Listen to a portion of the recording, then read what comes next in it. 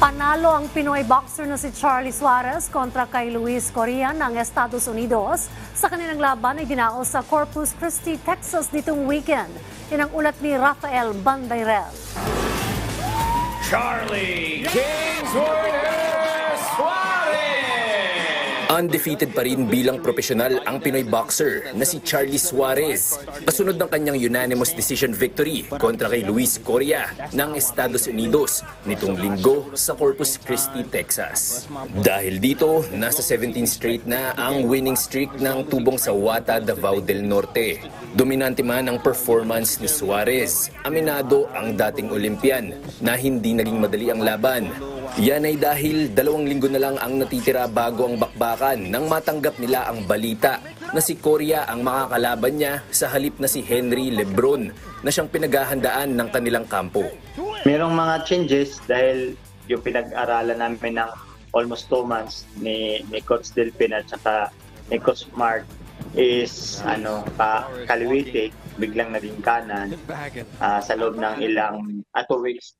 Pero sa amin naman, naka-adapt naman agad kami. Sa 8th and final round, nawalan ng balanse si Suarez, kaya nabilangan siya ng referee. Gayunpaman paliwanag niya, hindi naman ito lehitimong knockdown. Nagsa-step ako, tapos nadulas, tapos sumuntok, and then sumabay siya. Although hindi naman talaga tumama, dito lang sa kamay. But na-outbalance kasi. And then, siyempre, yung referee, masyadong alerto, 24 oras. 24/7 nakatutok sa akin. Talagang binilangan ako. Sa dulo, pumabor pa rin ang bawat hurado kay Suarez sa score na 77-74, 77-74 at 76-75.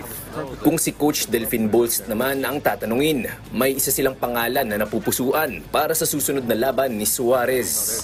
Para sa akin, kung si Oscar Valdez ang ibigay kay Charlie, go ako doon. Saka yun din nangadami kasi si Oscar Valdez ang yung WBO interim champion. So pag lumaban niya sila ni Charlie, malamang world title yung paglaban.